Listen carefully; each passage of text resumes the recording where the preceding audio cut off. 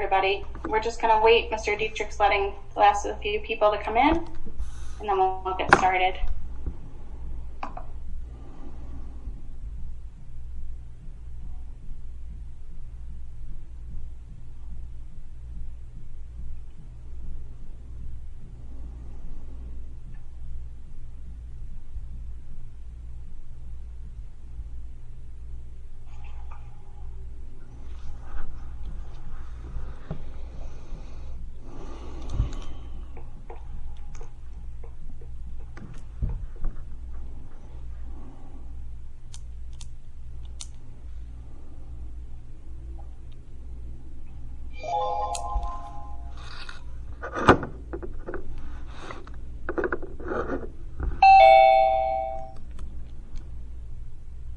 I like that now I can hear the doorbell, Jim.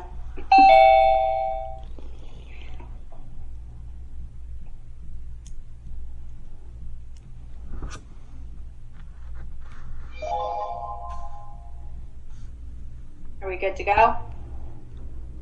Yeah, I've got a couple with only one name. I'll reach out to them. I think we're good.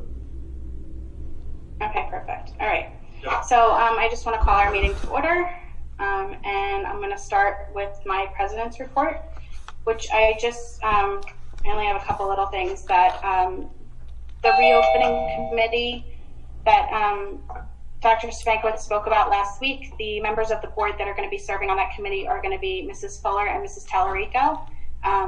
So they're going to be on those.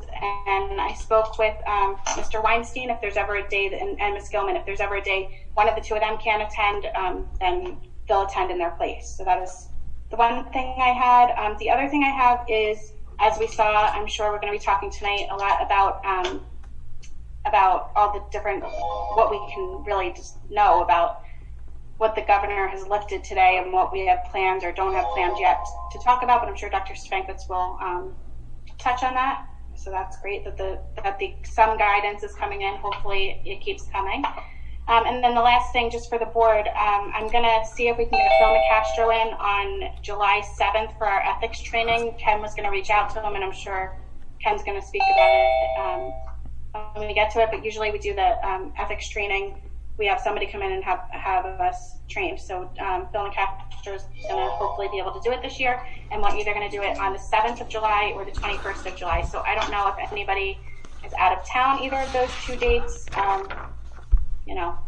Let me know. I know I'm usually out of town that first weekend, but we're not leaving till later in the week because of graduation. So can anybody else not do either of the two dates? I possibly have a conflict for the 21st of July. Okay. David, did you? No. I should be okay, but I may be in another state. If that's not an issue, if we're doing it by Zoom, though, then I should be okay. Okay. And then the last thing I have is that with the governor's guidelines today, I'm going to speak more with Dr. Stankiewicz and Mr. Generone about just getting the board in one meeting, in one room with who's comfortable with it, who's not comfortable with it, to just see if that's something we can get going. I know that for a lot of us, Zoom is very frustrating, and we feel like we can't say everything we want to say, or it's hard to get in and out and all of that. So hopefully tonight, with everybody being able to mute and unmute themselves, it'll be a little bit easier. And if anyone has any worries about getting together, that's fine too. We can always Zoom some of us in. We'll see what kind of hybrid we can come up with. So that's all I have this evening. I'm going to turn it over to Dr. Stankiewicz. Okay. Can you hear me? Yes. You say yes. Good. Okay, so a couple things. So first, we're going to start off tonight. We have some students with us, hopefully, and because I can only see like 20 of the 80 people, so hopefully those folks are here. And I think we have Pam Lister, who's also the teacher of our students. So Pam, I hope you're there. Thank you for being a part of it, and also Melissa Lepuznik, who is the supervisor of world languages. So each year, our students in French at the high school take part in the, should I try to do this in French? I took German in high school, so I don't know that I could do this in the correct correct accent, but I will try. the 2020 Grand Concours National French Competition. Pam, was that okay? You can write in the chat if that was okay or not. So the National French Contest, Le Grand Concours, give it a shot, is an annual competition sponsored by the American Association of Teachers of French. And the students of French in grades grades 1 through 12 in all 50 states and abroad take a written test and compete against students with similar educational backgrounds for prizes. And grades 1 through 6 participate in the foreign language, or could be the French language, FLES contest. That's the elementary test. And then, of course, 7 through 12 take part in the secondary contest. So we had 3 ninth grade students place this year. So I'm very excited and happy to announce their names. And once again, Pam Lister, their teacher, and Melissa Lepuznik, the supervisor. And once again, these are all high school students. And we have certificates for you, students, and we're going to mail those out to you tomorrow. Okay, so first up, a bronze award is going to Chloe Snyder. Chloe Snyder, bronze award. Chloe, hope you're out there. You told us you're coming, so we hope you're there. Both virtual and actual class for you. So congratulations, Chloe.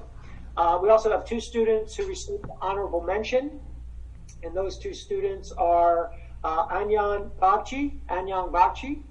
So Anyan, I hope you are there. Congratulations to you. Give you both virtual and actual hand claps. And lastly, honorable mention, Sarah Elzamek. Sarah Elzamek, also honorable mention for the National French competition. So congratulations to those students. I do not know how to say congratulations in French. If anybody wants to chime in, feel free. But great job. So congratulations to those students. All right. Okay. Next up, and also before I just go, once again, let me thank Pam Lister and Melissa Lepuznik. I worked very hard when we can't see everything, but I assume you guys are out there. Thank you for all your hard work in helping these students achieve this accomplishment. So thank you very much for that. So Ms. McGovern mentioned it today. Hot news off the press. Thank you, Rita, for telling us how to say congratulations in French. Thank you. I'm not going to pronounce that. What is it? At least you all can say it in the chat. Okay. Felicitations. What is it? Felicitations. Is that right, Rita? No, she's saying no, Jim. Just go with it. Just say read it in the chat. It's all good. Okay. Graduation. Hey. So we knew 25 probably wasn't going to cut it. So today the governor announced that for outdoor ceremonies like graduations, currently, as of tomorrow, it goes up to 100. But as of July 3rd, the anticipation, of course, barring any, craziness of resurgence of cases, what have you, and he did make that disclaimer today, that 500. Now, that's not 500 graduates, that's 500 people. So we're going to talk, we really didn't have a ton of chance to get together today and talk about some of the specifics, but our feeling right now is that that's basic. We have about 250 in each graduating class. I think 240 at the high school, 256 at the intermediate school. So we think we can really get that down to two ceremonies each school. More than likely the high school on Wednesday the 8th and the middle school on Thursday the 9th. Probably both morning programs, because we really want to try to maximize when it's cooler and also the last chance of rain in the morning. And so if we split them in half, say 120, 125, 120, we can fit all the parents, 250 parents, in the home bleachers, socially distanced. And we'd really prefer to use that one bleacher, because then we can do the setup like we normally do it. And we will have to split the kids. There's really no other way around that. But 2 ceremonies is far better than 4 or 6, which was what we were afraid of. Because if you saw this weekend, the governor of New York made graduation ceremonies 150. So we were kind of in a little bit of a guessing game. So 500 was kind of a surprise for us today, pleasant one at that. So tomorrow or the next day, Dawn and Chris for the high school and the middle school will be putting out some of the specifics.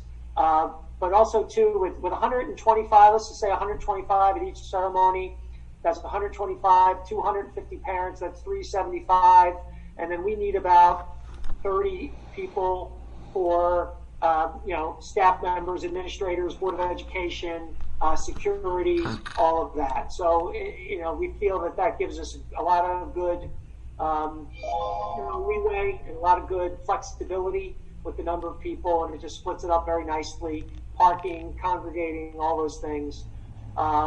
Questions from any of the board members on just the initial thoughts for right now? Are we going to send something out that asks whether they're coming or not, so we can, or we're just going to set it up as if everybody's there? That's part of what we're talking about, but I think I think some of the initial conversations that both have had with their communities is that they want this. I mean, could we have some that won't show? That's possible, but I definitely think that feeling that the vast majority of kids are going to be there. But we can certainly, get a confirmation that kids will arrive. Absolutely. Okay. I know you're working out the details for the ceremony itself, but I'm imagining speeches, say, by the student valedictorian, salutatorian, any musical selections. Will they be doing that twice? Well, we're not really sure about the musical selections. I think that's a tough one. That could be tough. It's still going to be scaled down. It's going to be a scaled down ceremony. It's not going to be exact.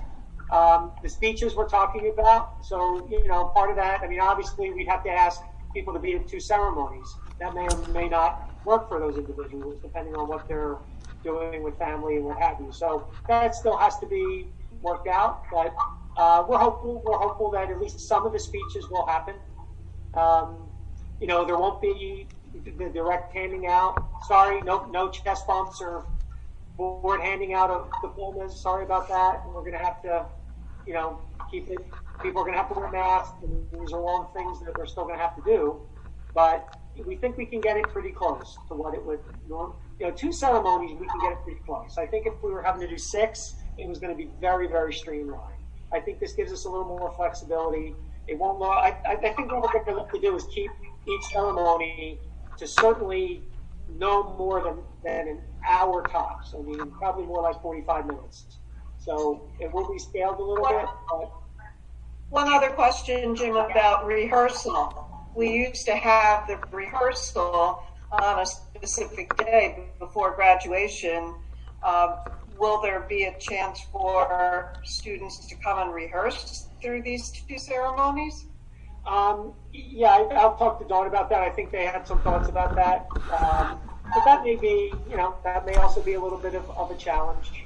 That may be. But, the one thing I can say, having done many rehearsals and many graduations, that it's not, for the majority of kids, it's pretty self-explanatory what they need to do. So we'll get them through. I feel very confident that we can get them through. For anybody giving speeches and things like that, obviously there would be much more coordination as to how that would go. But we'll get those answers. I can let you know. I'll probably be able to give you much more specific detail by next week. Because once again, this was announced at 1:05 today. So. And Jim, obviously you will have a rain date. Well, we've got. Yeah, I mean, it may be if it's raining in the morning and sunny in the afternoon, the rain date will just be pushing it to the afternoon. I mean, right now we have the sound system booked off for the 8th and the 9th.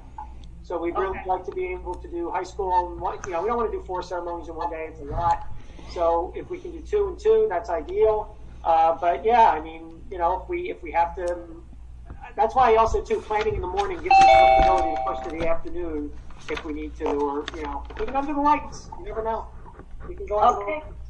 So I think we're going to really try very hard to get them in those 2 days. But I mean, obviously, if it's pouring those 2 days, then yeah, we'll have to, because we can't go inside, so we'll have to make other arrangements. Okay, thank you. Okay, anybody else?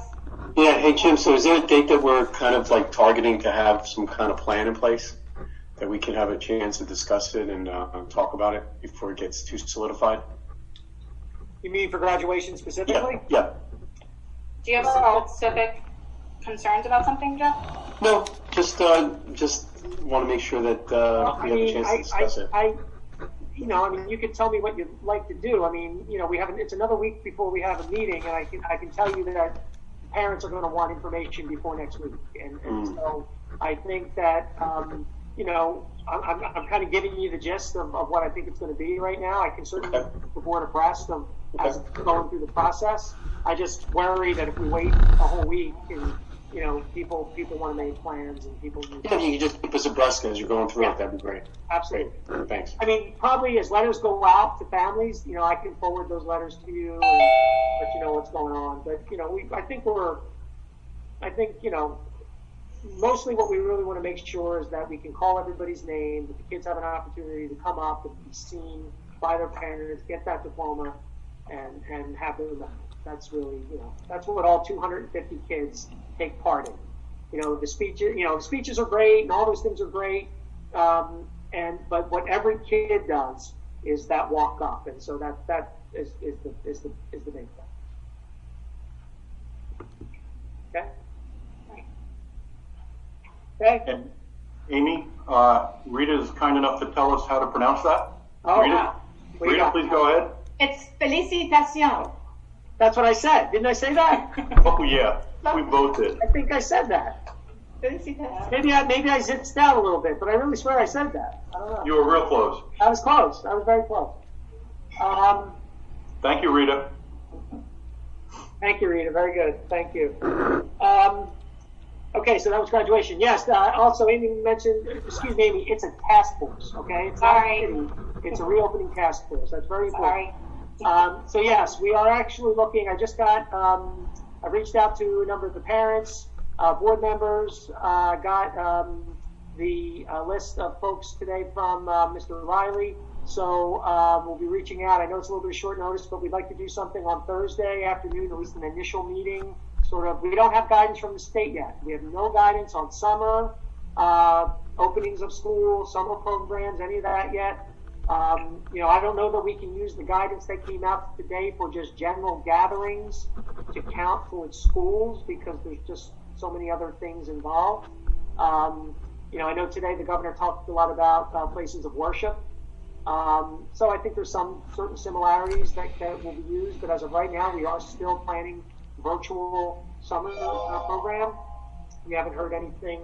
I've been told that guidance on summer and fall is coming out soon. I heard by mid-month, so hopefully by next meeting we'll know more. But we at least wanted to have an initial sort of informational meeting this Thursday afternoon, probably around 3:30 or 4. I'll send out a Zoom to everybody, and we'll try to mix up the times, for evening if that's more convenient. We plan on probably meeting at least every 2 weeks or so. Obviously, a lot of work's going to be going on in between, and if we have to meet more than that, we will. But at least initially, we're thinking about every couple weeks, probably on try to keep it on a similar time, or go between an afternoon and an evening kind of thing, because to be most convenient for everybody. But Jim, how are you selecting the members for the task force? For the staff, we work through the association because there's just a lot of union issues that impacts that could implicate contract implications, health and safety, things like that. So we wanted to get union representation. So I think we have building reps from each building coming. We have nurses. We have security. We have Tom Rue from OEM from the town. Of course, all the principals, central office. So that's the and then we asked for parents. I went through the PTAs and got parent representation. So that's how we it's a big committee. That's the other thing. It's a lot of people. So we want to there's a lot. We may break off into subgroups depending. I mean, we'll have to obviously Mr. Bosman's our facilities director. So there's just a lot of considerations. So, I thought we'd meet this Thursday and go over some initial plans, some initial thoughts, and the Zoom on that will go out tomorrow. Okay, so the Zoom on that will go out tomorrow. Questions on that? Other questions on that? On the board? No? Okay, good. And then the last thing I just wanted to mention was the hiring committee for OTES. That posting went out last Wednesday for the principal position. That closes this Friday, so we expect that process to begin next week, probably Tuesday and or Wednesday of next week. I'll be reaching out to the PTA for representation. I've also asked the folks, the association, to come up with a couple names. So we have some teachers on the committee, we have some board members on the committee, and of course, we're going to also I've asked some of our principals to be there. So it'll be about 10 people or so, but we expect that process to begin next week, at least the first round. Typically, we bring in somewhere around a dozen people for first round interviews, and then that leads to the second round, and then we go from there. And we as a committee decide sort of how that process would go. But it's typically first round, and then we go to a second round that whittles down to usually less than a handful of people. I think. All right, so just know that that's coming. And Dr. Stankwith? Yes. On that, does the entire committee review all of the resumes that have been submitted, or it's whittled down before it gets to the full? Yeah, we typically go through that through central office. Usually myself, Ms. Weldon, and Ms. Zona will go through those. And, there's a lot of people who've applied that don't meet the qualifications, so we read through most of that, and then we really develop the list of people who we think that are best to see based on the qualifications that we put out there and what we think is best to look for, and then we go from there. Okay. Does anybody have any other questions, board members, about this? No? Okay, that's all I have for right now. Okay. Mr. Janarone. Nothing from my report, but I'll certainly have more when we get to some of the committee reports. Okay, great. Okay, so we're going to move on to public comment. So all motions are posted on the bulletin board on the district website. At this point in the meeting, we'll now conduct the first of two public comment sessions. The first session will be open for public comments on agenda items only. The second session will be at the end of the meeting and can be on any topic. Would anyone from the public like to comment on any agenda item at this time? If you do have a comment, please let Jim Dietrich know, and he will call on you in the order that the comments came in. And we do ask, as always, that you please state your name and your address for the record for Mr. Janarone to keep his notes. So do we have any public comment, Mr. Dietrich? We do. Alex Hayes is first. Okay. Okay, I think I unmuted myself. So I know we're discussing the physician's contract again later today. I'm assuming we're not voting on anything, we're just discussing it. Can I just find that out before I ask my follow-up question? Yeah, the board will be discussing that, and then it'll be on for approval, or if we're changing something next week. Okay. Just in looking at what some other districts are doing, I just wanted to, make sure that the board is doing their due diligence about what is the appropriate or the complementary packages that other towns are doing. I did find out that in Monroe Township, they have 3 doctors at one practice, and they pay $12,000 total. In Wall, they have 1 doctor, and they pay $13,000 total. In Homedale, they pay $18,000 total. And shockingly, in Brick, they pay one guy, Dr. Foz, $44,000. So I'm just curious what we have looked at in terms of comparable districts, and if we have, and if we can get a little more insight into what these 3 physicians that have currently been doing it for the last few years, if we've gotten any more info on what they actually do every year.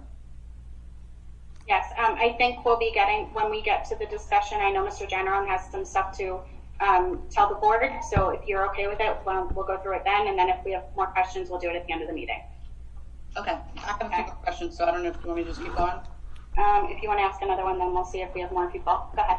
Sure. I was looking over all the contracts for the district. This was in the agenda, this tiny spreadsheet, and I literally ran every single company that we have contracts with, and only 3 of them are qualified SBE. I'm just wondering if we have any kind of policy that we're supposed to be getting contracts for minority business enterprises, women business enterprises, veterans, anything like that, Mr. Generon? I'm sorry, are you asking, is there mandatory, there is no mandatory requirement for women or minority-owned businesses. There are allowances for them. So we don't have a policy? I'm sorry? No, we do not. We do not have a policy that says that, no. Okay. We have policy, but I don't know that there's any, to my knowledge, that there's any requirements for that. I didn't see any requirements, but certain districts and townships can create their own policies. So I didn't know if we had any as well. Okay, and then my last question for right now, the parent organization handbook, are you going to go over that? Like, will there be an actual copy of it? I couldn't hear what you said.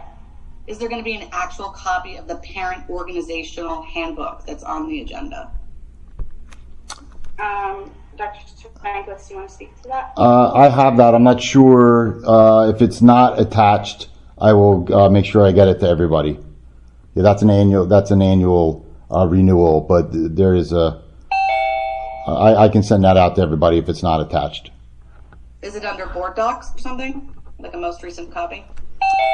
If it's not next to the agenda, then I'll have to send it out or I'll attach it. Okay. That's it for right now. I'll yield. Thank you. Mr. Dietrich? That is it. Oh, wait, I have more. Okay, go ahead. I do have more. Let me just pull it. Wait, maybe I'm not. My only other one is the principal that we were talking about, the principal plan for that Dr. Spangler was talking about. Is there a date that you plan to announce? I know you said when this is all going to start, and that's great, but is there like a final date?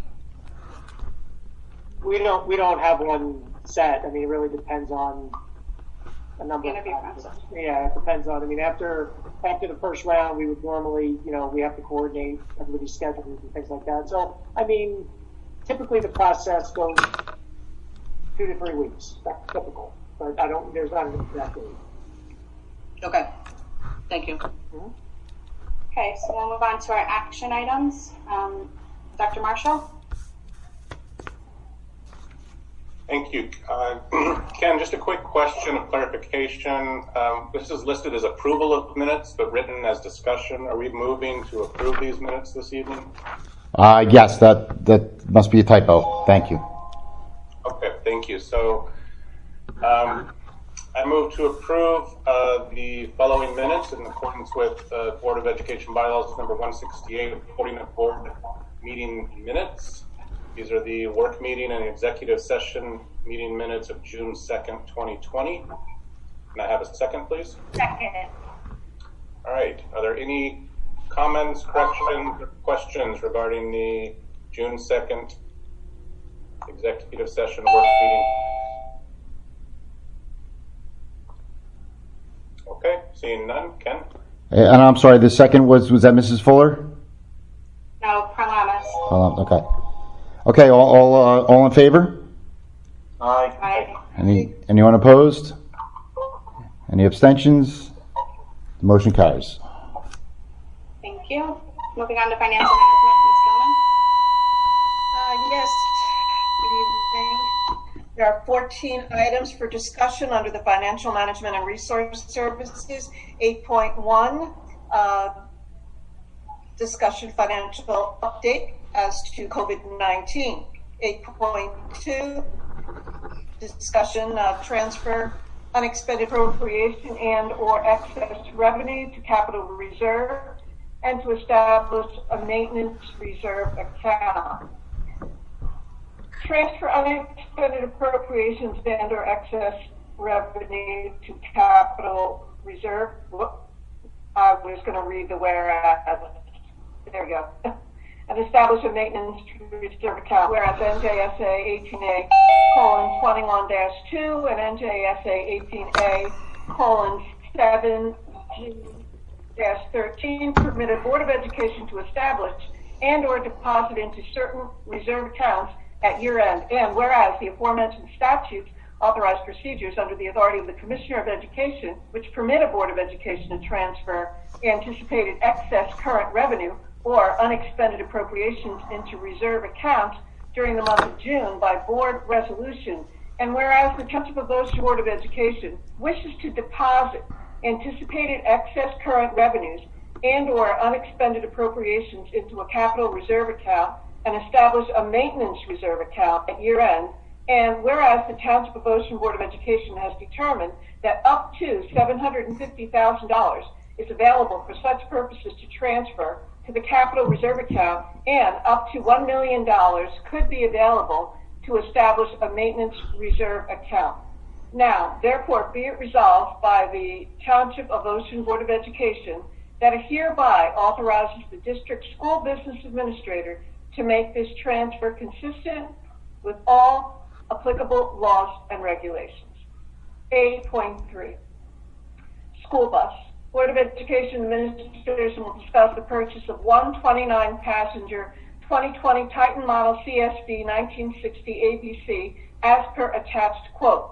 The purchase will be from Truck King International Sales and Service, Inc., Newark, New Jersey, and will be awarded as per item 7 in the Education Services Commission NJ Cooperative Bid ESCNJ 19/20-22 in the amount of $58,950. 8.4. Board of Education Administration will discuss the award of the following contracts for the 2020-2021 school year for school doctors, as listed below. 8.5.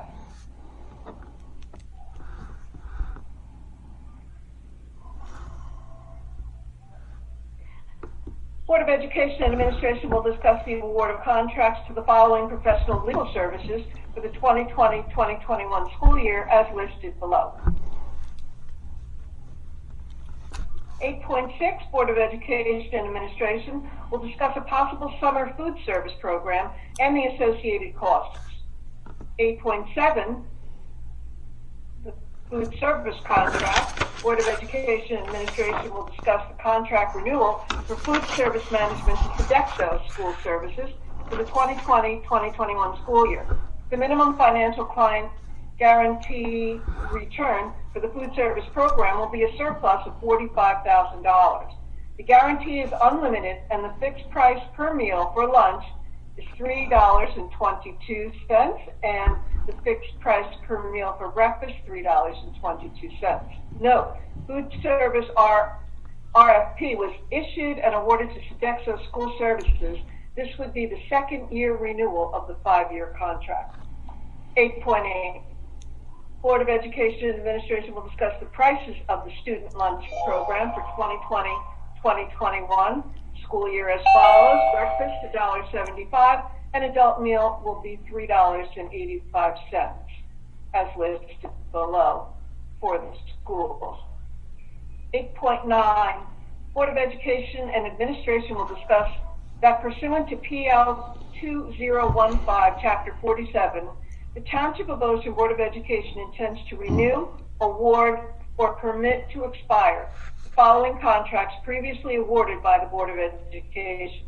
These contracts have been, and will continue to be in full compliance with all state and federal statutes and regulations. In particular, New Jersey Title 18A:18 ET ESQ NJAC Chapter 23 and Federal Uniform Administration Requirements 2 CFR Part 200. See the attached. 8.10. Board of Education and Administration will discuss the renewal of plan approvals for indoor air quality plans, standard operating procedure manual, student activity group handbook, parent organization handbook, and emergency management plan. 8.11.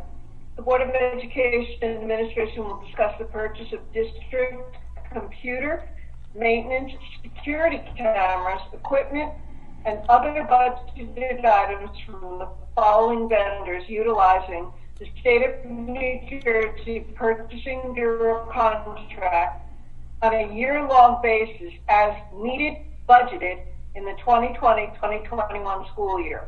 Office Business Systems contract, Dell Computers contract, Hewlett-Packard contract, and Cortel Business Solutions contract.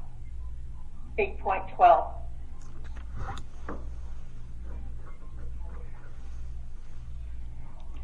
Board of Education and Administration will discuss PT and OT for ESY virtual services from 7/6/20 through 8/13/20 from 9 a.m. to 1:30 p.m., 4.5 hours per day, at a rate of $122 per hour as follows, listed below. 8.13, donation of whiteboards. Board of Education and Administration will discuss the donation of 50 whiteboards from Farrow's Tees to the Ocean Township High School. This donation will be used for remote learning and in teachers' classrooms to facilitate instruction. And 8.14, the donation of a xylophone. Board of Education and Administration will discuss the donation of a Percussion Plus xylophone with case and accompanying accessories from Miss Fullerton, a former student of the Township of Ocean Intermediate School, to TOIS. This donation will be utilized by the TOIS Music Department. Mr. Janero, I imagine you have things to add. Yes, thank you, a bunch. So I'll just start with 8.1 and go down the list if that's okay with the board. So first I wanted to give a quick update as to where we are financially for the 1920 school year. As everyone knows, our fiscal year begins July 1st, ends June 30th. So as we're moving along in June, we're getting a better picture of to where we are ending up in the 1920 year. And of course, there are more changes than ever and more ups and downs than ever because of the remote learning and some of the expenses and some of the budget savings and loss of revenue that we've had because of since March 18th. So in the board docs attachment, I did attach what I'd like to go over quickly. If everyone can, I don't know if everyone can reference the attachment for this item for 8.1. But in 8.1, like I was saying, there are four categories. So we have our first category is our federal and state aid. And as of right now, our state aid is still the big question mark.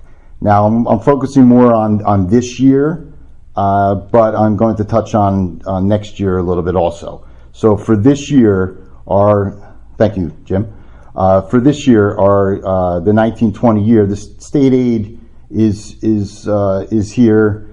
We've received the cash and the budgeted amounts, so that is not an issue. Of course, next year, the 2021, there are many question marks regarding aid for next year. And, we're focusing on 1920 in this meeting, but in future meetings, we'll, as we get a little closer and get some more guidance and some of the uncertainty becomes certainty, we're going to be touching on all of that financial information for next year also. But for right now, state aid for 1920, we're okay. Federal, the CARES Act, we did get notification of $277,000. That's why there's no question mark in that column, but that will be for the 2021 school year also. So I'm trying to differentiate between the 2 years, but as we go down this list. And then FEMA will also be for next year. Some of the expenditures that we'll have for next year, we'll be able to get some funding. We'll be able to apply for 75% of the total cost of any eligible qualified expenses that are directly related to the COVID-19 pandemic. And that changes every day as to what exactly will be covered under that funding and what will not be. So that's more to come on that. All right, so that's our first category. Now our second category, and in that first category, we can have pluses or minuses, as you see. And then in the second category, our loss of revenue, of course, that's going to be a minus. So this year, we know that and I've expressed a lot of these things in ranges, of course, because this is June 9th, we have until June 30th, and then we won't get a full accurate picture probably till mid-July, at least, as to all the expenditures that will happen during this fiscal year. But so our range is we could lose up to $34,000 in facility rentals, and then the interest revenue is really taking a large hit. So we're talking up to $12,000 in loss of revenue there. So as we go, have you heard from Camp David? Yes, I have heard from them. There's out there that they've canceled, but I don't know if you. Well, he is okay. So in our discussions with the guidelines that came out last night, and we didn't have it on as a board agenda item, but we were going to work it in here somewhere. So thank you for bringing that up. He is no. It was absolutely going to do that. He is not looking, because of the guidelines and some of the restrictions and the difficulties. Right now, he's leaning towards not having the camp for the summer. He did express to me that he would like to have an opportunity to discuss maybe if things open up more, a 2 to 3 week camp, end of July, beginning of August for a few weeks, to see if he can do something with that type of structure if things open up more. So, as I told him, everything is always up for discussion, and that could go to the board once he knows what he may want to do. But the whole scale, the large scale camp that is normally there and has been there for almost 25 years will not happen this year. And we do know that the town has also canceled their camp.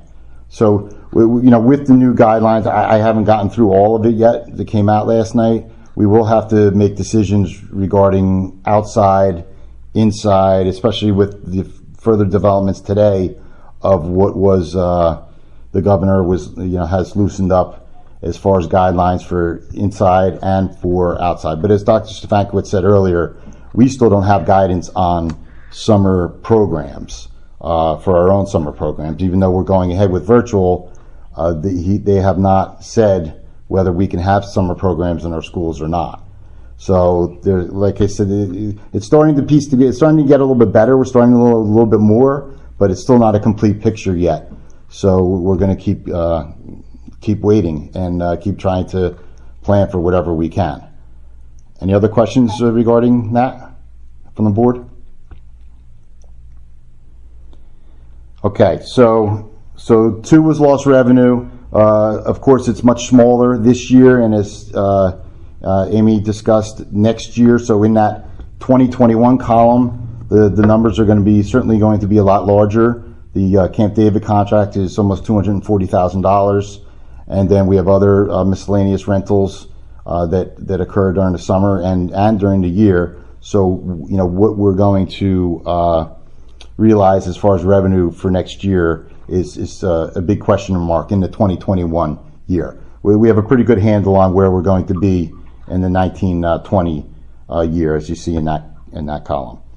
All right, so now the next category is our budget savings. So this is where, because of remote learning. I'm sorry.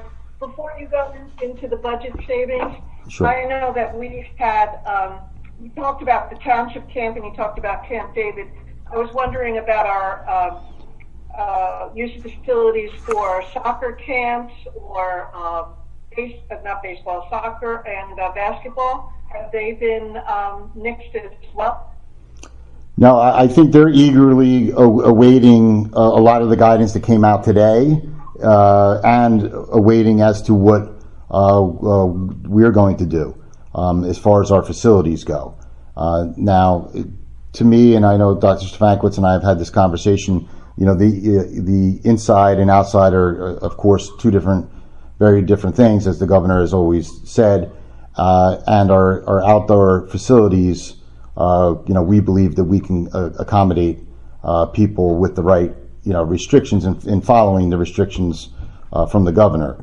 So that's something that we should discuss or maybe even put on the agenda for next week to approve or authorize using the facilities for the summer outside facilities or putting their use of facilities back on. Of course, I've held all the use of facilities that we have applications that we have gotten, and they have not gone on the agenda due to the restrictions from the governor. So I can certainly put them back on for next week, and we can make that decision if that's the board's Yeah, I think pleasure. we need to revisit what's been approved and what we're thinking, and hopefully, like you said, we have more guidance. So if we can go back through everything that's been approved up to this point, and maybe start approving things that are going to be in the fall, just so we have a spreadsheet on it. Thank you, Amy. Yeah, I agree. And we have summer items too. So with last night's guidance and then the guidance today, then we can certainly put that together for everyone for next Tuesday. Okay. All right. So back to budget savings. So really, there are two main categories of our budget savings that we've experienced due to remote learning. And as you can see, the numbers are large, which is a good thing. Many of the teacher substitutes, playground aids, you see the examples there on the sheet. And again, it's a range because we still have, there's always delays in payments. There's some payments that are coming through, but we have a good handle on the $350,000 to $400,000 in savings that we've realized, since mid-March, and projected out. And of course, that's projected out to the end of June. And then for our bills list, and you see the examples there. Some contracts we've been able to economize on, and other routine supplies that we have not needed because of the remote learning. So again, we have a large number of $500,000 to $600,000 there.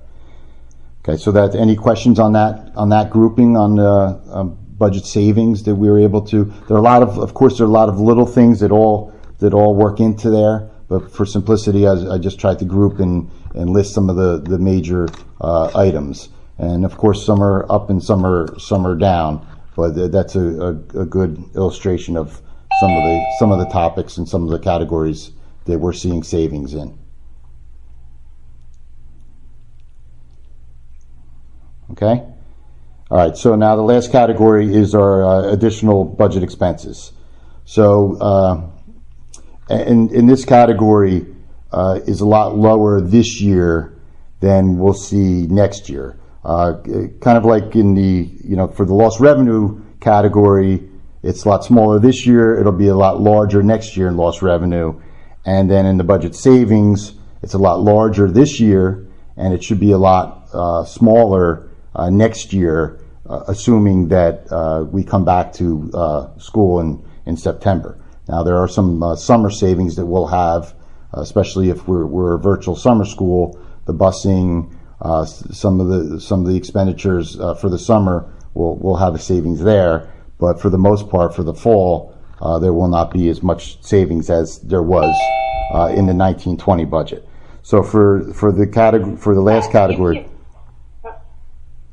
Sorry, I just have one question. Sure. You keep saying in case summer school ends up not being virtual. Is that a possibility? And is the staff that we've hired know that that's a possibility of not being virtual? I thought last week we had said if we didn't hear anything by the end of last week. Well, can I jump in?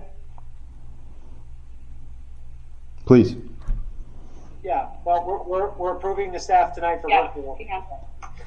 I think we're just, virtual. in case something changes, it would have to change real soon, probably by next week at the latest. But But at this point, our feeling is it's more than likely virtual. Right.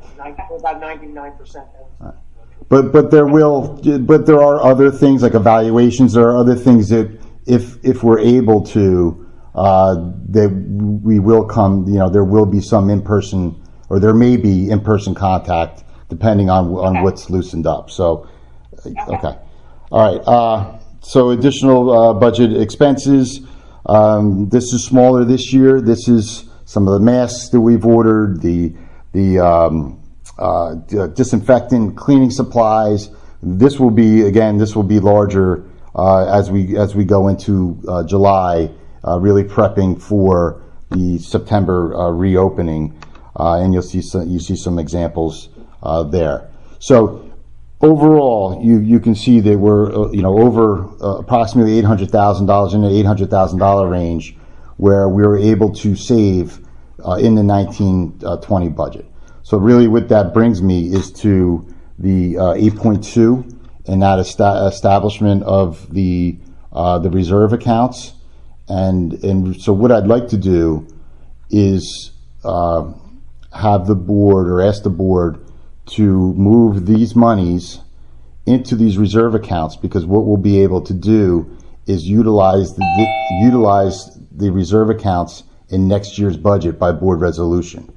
So basically what we'll be able to do is the savings that we realized from remote learning, that we'll be able to move it into next year's budget through these reserve accounts, and have that as a safety net against the larger loss of revenue that we're going to have, the larger budget expenditures that we're going to have, and of course the lower budget savings we're going to have, and the big unknown, which of course is state aid.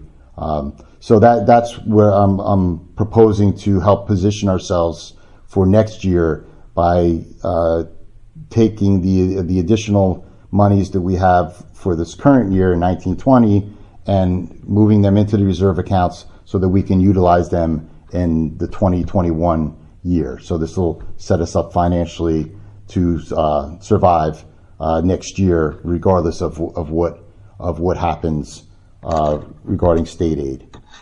So you're talking about moving that next week?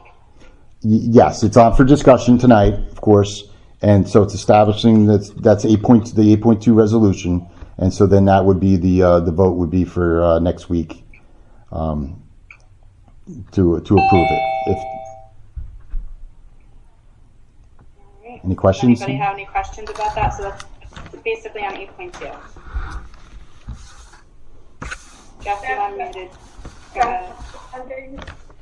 That we were talking about for our preschool, does that remain unaffected then for 1920? You mean for 2021? 2021. For 2021, we are not 100% positive yet, but in our discussions with the preschool department at the Department of Education, it looks good, but no one is guaranteeing anything right now. A lot of that will depend on the state finances, but we do believe because we received the grant last year, that gives us more standing, and that we should receive the funds again this year. They did tell us that there were, I believe there are 21 new districts that will not be receiving the funding, but because we were in last year, that we should survive and receive the funding for next year. But just one more thing on state aid, of course, the extraordinary aid, I think we've talked about, that's another wild card that could figure into this, another piece of the puzzle, and we don't know if the state is going to fully fund that. So that's just another piece that we'll have to tackle as we prepare in 2021. As we get into July, we'll start breaking down 2021 and reviewing that. But with the 1920 funds into the reserve accounts, it will certainly help us weather the 2021 storm. can I just add something regarding preschool? Is that pretty soon though we are going to have to, if we can't get a definitive answer whether we absolutely can move forward with in terms of the finances, we're going to have to make a decision because we may not find out for sure until after the school year begins. So I think right now the sense is that we're going to get those funds, but pretty soon, like in other words, hiring the teachers, hiring the aides, all that stuff, we have to do fairly soon.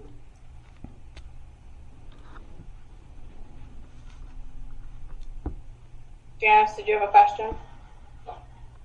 Yeah, so when we, is the Department of Education giving any timeline as to when a definitive answer will come?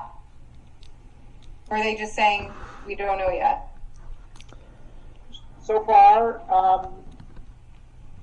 they're not giving us any definitive answer, but the conversations are as if we are getting the money. But they're kind of telling us, don't count it 100% yet. But you know, we just had a conversation today, as a matter of fact, via email, and you know, in none of these conversations are they telling us you're not getting the fund. So they're acting as if we are. Ken, would you agree with that assessment? Yes, absolutely, yes. So and Jim, when would you have gotten the funds? When would you have gotten the funds if COVID hadn't happened? Part of our state aid. Okay. But remember, the state extended their budget until the end of September. So they would have had the legislative would have had to enact the budget by June 30th, but because they extended their budget out to the end of September, that hopefully they're not going to wait that long because that'll really put that would be brutal for them to pull that back at the last minute because we're already being the school year. So that's what I mean. We're going to have to make a call because we may not know for sure until after the school year begins.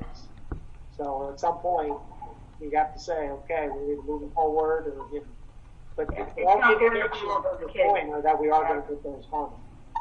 Yeah. And that would be a horrific scenario for many parents. So would we be able to use some of the reserve funds to continue through the school year should that decision come down after we start school? Yeah, I think that's part of the rationale.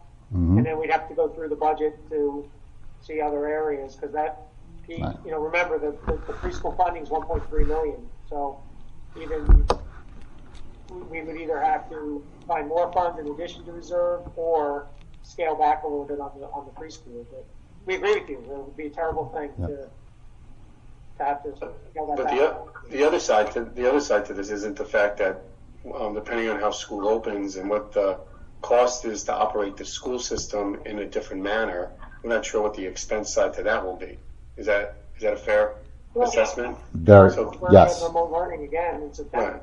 Yeah, of course. Or if we decide to do split sessions or whatever the things, we don't know what the extra cost is for that, right? Absolutely. So you can't be sure that number actually covers us for next year, right? Because we're not sure what the other side of the expense would be to operate.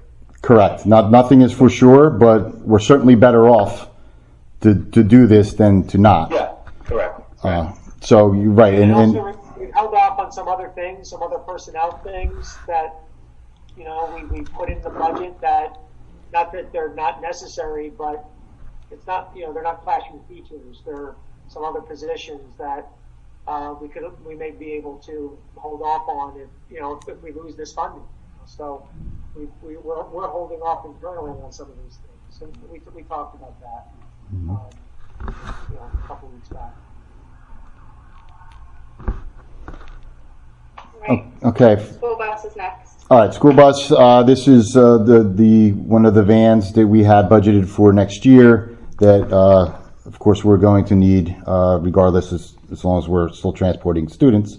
So that's something I'd like to get approved. And that's for discussion tonight. If there are any questions, and then the doctors, I guess I'll skim through these and then I can just take questions.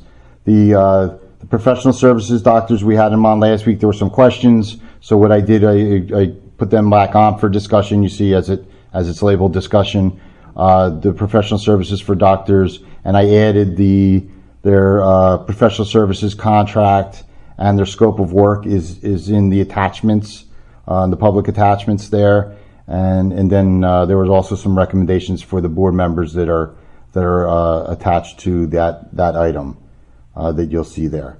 Legal services. Oh, and I'm sorry. Also, there was the RFP for the last time we went out. The detail of that is also in the attachments for the school doctors. It gives a good idea of some of the things, the scope of work. And then the same with the 8.5 legal services. That the RFP from last year. That's when that contract went out to RFP, and you'll see the RFP there that has a lot of the scope of work for their legal services. Next is summer feeding. We'll have to discuss that. And then the food service contract for next year for Sodexo. Lunch prices, which are the same as the current year. Award of contracts. This is our yearly, all the things that have been on the board agenda throughout the year. We approve that for the past year. The plan approvals, and it looks like the attachments are not there, so I'll make sure that they're on there for next week. Those are our yearly approvals, except for the emergency plan. That's not a public document. And then 11 state contract purchases that just allows us to go to them, and anything over the bid threshold still comes back for board approval. The therapists, I did want to mention one thing on 8.12. I know we're still looking at different therapists, so this item may change, or most likely will change for next week. I think that we were able to do better on the hourly rate. So we were able to get that down with going to a different company. So I'll explain that next week, but that will change. That was basically a placeholder, and those numbers didn't come back until late. So since it was already there, I didn't want to change it. I just figured I would explain that to you. And then two donations, and that's it for finance. Questions? I have one question then. I think we talked about on 8.4, if you found any, if there was any, anything filed or any kind of complaints about any of the doctors that we're awarding this to. Is anything formally, any formal complaints you could find, or any kind of feedback you got, or that's in their file? The feedback, and I attached the feedback from the nurses and the principals for you. For the board members, I personally, at my level, have had one complaint one documented complaint that I know of in the past, and I have not had any other complaints. But now that not that I would be the person that complaints would go to. I did ask that question to each of the principals and the nurses, and none of them said that they had complaints. Okay. And I think that's in your attachments. Ken, yes. I appreciate the letters that you attached with the recommendations from the principals for the school doctors. That was helpful as well. And my question is about Sodexo's continuing the food program into the summer. Is that going to be a possibility? Yes, and so let's go over that quickly. So, and I think we touched on this a little bit last week, but just to be clear, the cost for the summer, about approximately 45 days, would be about $32,000. So what that is, we do receive reimbursement, but that's not enough to cover the expenses. So it does work out to be about $700 per day, and that would cost about $32,000 for the summer. So as we were discussing, and as Mr. Weinstein said, and we have pluses and minuses. We do have a little. I think I never want to say good, but I think we're in better position because of what we were able to do this year and move some of those funds into the reserve account. Let's just talk about the cafeteria account for a minute. We're about $80,000 to the plus there. So there is some money in the cafeteria account. Now that's those accounts can only be used for the cafeteria for the food services. So we are at a surplus there with those funds. So that is something that we could tap for summer feeding if the board would like to move ahead with that. And was that $32,000 above what you think we'd be reimbursed, or $32,000 and then we would less out what we'd be reimbursed? That would be net. So that would be the net cost to the district. So that's with the reimbursement included. That also depends on the level that we're seeing of participation in it. Is that correct? Absolutely good. Because that can be variable in the summertime, right? Very, very good point. It actually could be a lot less if we do not have the participation that we've had now. And of course, we'd have to juggle some things around since we were using bus drivers, we were using some 10-month employees to perform these duties as far as the feeding goes. So we would have to juggle some things around, and we may have some additional costs, but they should be small. We think we can figure some things out as far as redoing it for the summer, as far as staffing and the distribution points and things of that nature. Can we use any of the federal funds, FEMA? Can we apply for some funding from FEMA to use toward the food program? Not FEMA, but they could fit into the CARES Act. So that's the $277,000 we have in the CARES Act. But all these pieces, in the end, we have to allocate some things for the different revenue sources. But in the end, if we run short, we run short. If we're really hit by a loss of state aid and additional budget expenditures to get school going in September, because the big thing for September is going to be personnel. If the restrictions and things stay as they are, of course we're going to tackle a lot of this, with the task force. But additional custodial, additional aides, we could be looking at additional staff to make things happen, like disinfecting and the additional cleaning and disinfecting and taking temperatures and all the things that we're going through and trying to figure out going into next year, and we'll tackle more with the task force. And back to the doctors just for a second. The one question that I have, and back to what Mrs. Hayes was talking about, and also just my own personal question about it. A couple of years ago, before we broke off the high school with the orthopedic, wasn't Dr. Murphy or Dr. Adler, one of the two, whoever was covering the high school and the elementary school, had one salary, not two? And then we broke them off because we broke off to have an orthopedic because we thought it was better. The high school thought it was going to be better. We thought it was going to be better to have an orthopedic for more of the sports aspect of it. And then when that didn't work out, he got whatever was the high school. So if we were paying the orthopedic $18,000, I don't have it open to these. I have it, but So the question is there a way that you can go back and look at that? Because if we were paying him a lower amount to cover two schools, and that was in an agreement, and then I know we had to find somebody quickly, is there a way that we can lower this cost? It was. And is there a way to? Are we also saving any money? I know that we were told for this. I know that we were told any contracts that we had to pay out. And I don't know if there's a way with somebody that we've had for a long time that maybe we can say, listen, we had to pay you an extra. We had to pay you your last installment last year where you didn't really have to do much. Or, I don't know if there's any bargaining room with him for not having to do much in the spring. I know that he's going to have to look at physicals. I know that all that's coming, and it's going to be probably a quicker process than it normally is because of when they say we can open and when things are going to have to be due.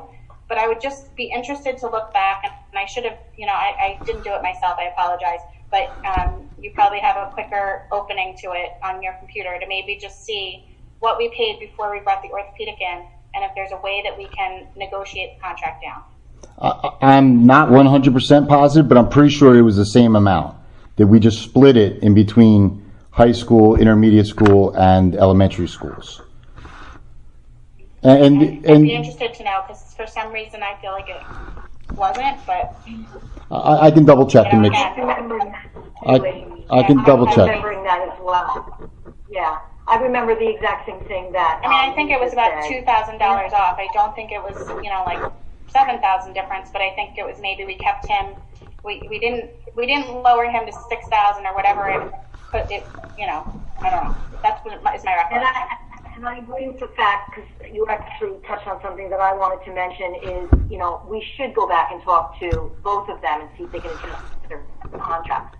As far as, they didn't work for 3 months. So, maybe we can get a little bit of some money back. And with that, Ken, my other question was, I seem to remember, and maybe you can correct me on this, but the last time we went out for an RFP for the doctors, didn't we have a hard time finding doctors? Do you remember that? Did we have a difficult time getting doctors to apply? There wasn't a big response to the RFP, but we did select a new doctor for the high school, where Dr. Murphy was with the high school before, and that's where we went with Dr. Chopra for the high school. That was when we added the orthopedic. Yes, he was the orthopedic, right. Because I can't remember. I just remember there was a very limited response. Yes, it was very limited. Yep. There was a committee with the nurses, the athletic director, the principals. They did interview Dr. Chopra. We did go through the RFP, and those were the recommendations from that committee. And then, of course, so Dr. Murphy was just elementary, Dr. Adler was the intermediate school, and Dr. Chopra was the high school. And then when Dr. Chopra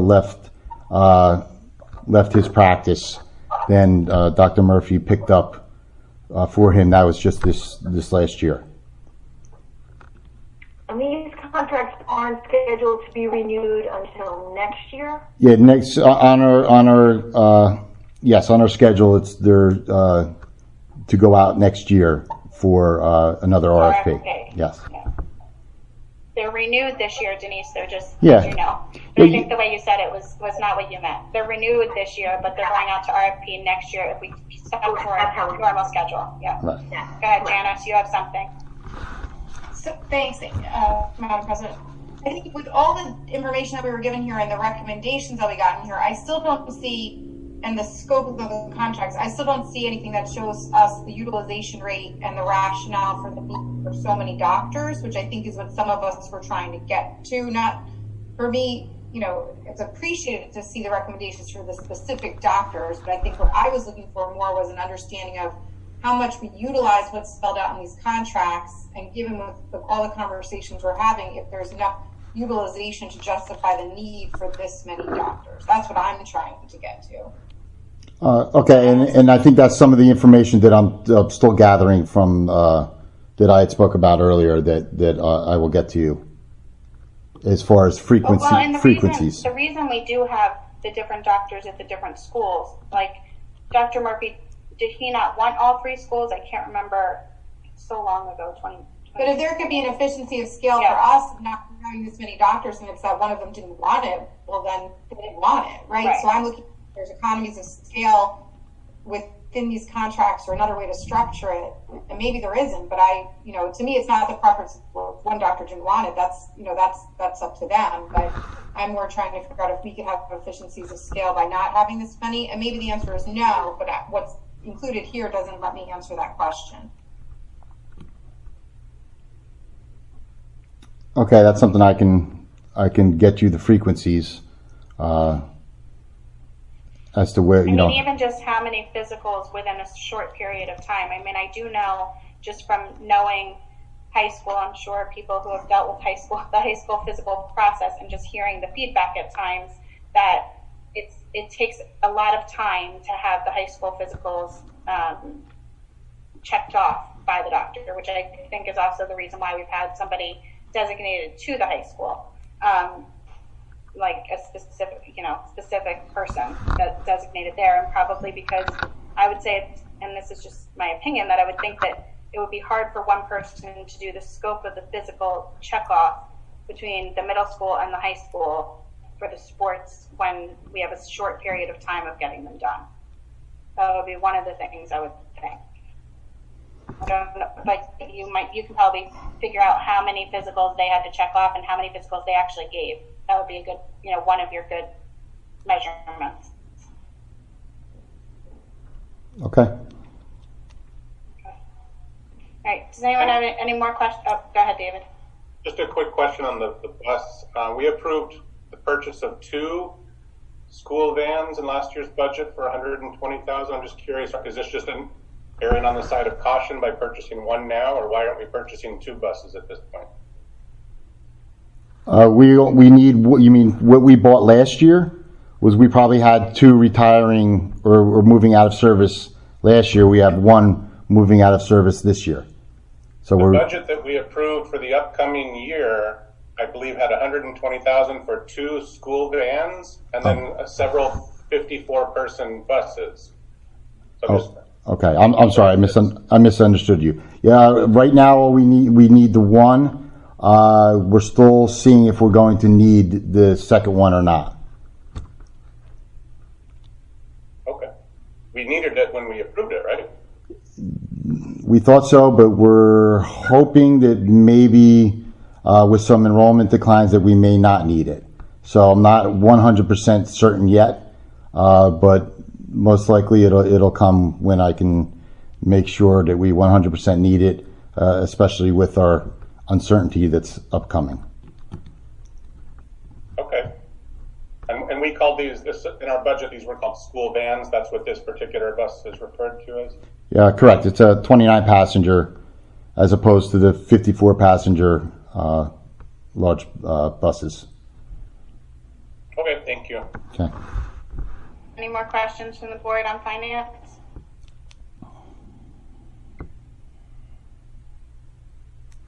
No? Okay, thank you, Ms. Gilman. We're going to move on to instruction, education, and student activities. Dr. Marshall.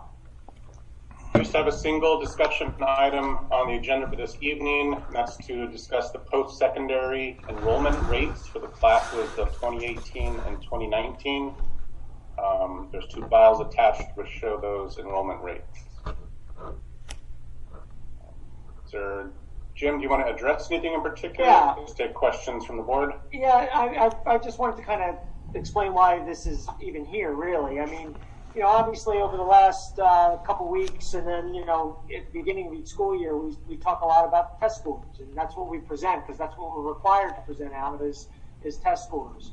And, we go back and forth on that performance, because sometimes it's, not that great, and we know that. Particularly at the high school level, where we see 20% of the kids passing a test, or whatever it may be, and we always talk about that test scores are not the full, the PARCC or the NJSLA are not the full picture of our programs, and so as we've been looking at other data, we don't often look at the end game, which is what we're here to prepare our kids to do, which is ultimately move on to each level, and then ultimately move on to post-secondary, or at least, a main goal is, so when kids graduate high school with us, we want them to be able to make the decision of where they go, whether it's post-secondary or the workplace or the military or whatever it may be, and not necessarily have the decision made for them based on the limitations that existed for them, or that we were hopefully able to eliminate for them. So when we felt that appropriate to show you the end game, which we don't often, because the school performance reports come out later in the year, so it's usually after we do all the presentation of the test scores. And to me, this is really important and very telling data, because it basically is showing, how well are we preparing our students to move on to the next level beyond secondary, beyond the pre-K-12 experience. And what you see in the data is and this is right from the school performance report, so this is all public data, but the column on the right, and then Jim, I don't know if you can put it up, one of the attachments, maybe start with the class of 18.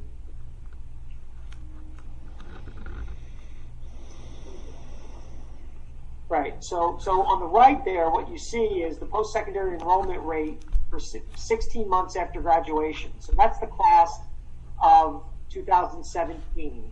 And where were they 16 months after they graduated? Now, so to give you a little perspective nationally, we don't have the breakdown, particularly of subgroup populations on the state level, but nationally, 2018, give you an idea, about 70% of white students go on to post-secondary right after right after high school. 63% of Hispanic and 62% of African American Black kids go on to college the fall right after high school. So that's the column on the left, is the fall right after high school. But I start with the one on the right because that's the last data that the school performance report, the earliest data that the school performance report shows, which is the class of 17. So if you look at the class of 17 in terms of those kids moving on to college, we see, I think, an outstanding percentage of students in school. Also keep in mind that the retention rate from freshman to sophomore year is usually only somewhere between, depending on the group, could be as low as 60% or up to about 75%. So meaning between 25% and 40% of kids, depending on what subgroup they may fall into, do not go on to the sophomore year of school. So when you talk about 16 months after graduation, these are now kids who are in sophomore year. So in many cases, the number of kids, I think in each of these 3 years or 2 years, and then obviously we don't know about the class of 19 yet for a year and a half, for this coming fall. But in many cases, we have more kids enrolled in the 16-month after than we had right after high school, which is really an amazing statistic. So, this is important because I think it speaks to how we as a school district prepare our kids for the levels beyond secondary. And I think what you see is a large percentage of our kids are beyond state and national levels are going into post-secondary, and not just going, they're staying there. And that is in many cases, the more important thing. So, happy to answer any questions, but this was really just for information because once again, we talk a lot about test scores and, those test scores are always suspect. Is the test valid? Is this, how seriously do the kids take it? All of those things we talk about. Are we getting it done? Are we preparing our kids well enough for tests? All those things we talk about. At the end of the day, what is perhaps most important and really a measure of the full picture is how well are kids prepared to go beyond to go to the post-secondary level. And I think what this data shows is that they're very prepared and they're staying there. So happy to answer any questions. Jim, am I missing the column that shows, and while this may not be our problem, the graduation rates for either a 2-year or a 4-year institution? I didn't include those. They are on another section of the performance report. But our graduation rate, like last year, I think was like 94.6%, something like that. I mean, it's been really in that 94, 95. I think we went down to 93 one year, but for the most part, we've been in that 94% range. I thought that Irene was asking about college 2 and 4 year. College, yeah. Oh, I'm sorry. My apologies. Zoom. My apologies. What? Can you repeat your question? Jim was right. While we don't necessarily track all the way through, I would be very interested. Okay, so this takes us through sophomore year. how many students complete either a 2-year degree or a 4-year Yeah. degree. That data we don't have, and that's not something that the state tracks. I think anecdotally, we try to keep some idea of that, but I couldn't say for sure exactly what that is for us at this point. The numbers are a little deceiving in that it's also it's the percent enrolled in each one of these, which is the percent enrolled in any institution. So it's the 50% of the 64%, right? If we looked at that breaks down how many went to 2-year, how many went to 4-year. So that's 50% of the. So it's really 32%, right? Okay. Right, but that's a breakdown of 2 and 4, private, public. Mm-hmm. Yeah. Okay, any other questions on this or comments? No? Okay, so we'll move on to the personnel. Thank you, Dr. Marshall. And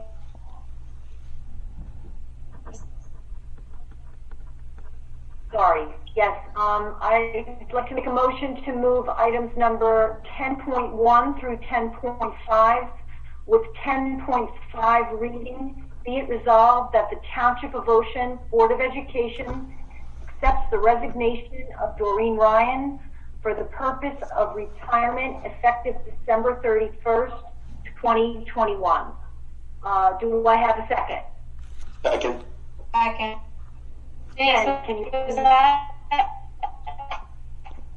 Did you say that was 10.6? I'm sorry. That was 10.6? I'm sorry. That was what you just read was. Yes, it's 10.1 through 10.4, and then it should, because then 10.5 is the discussion, so it should be 10.6, correct?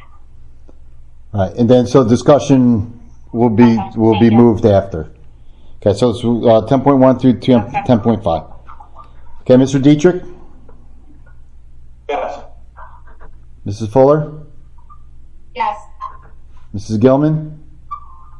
I recused myself from 10.2, but yes for everything else.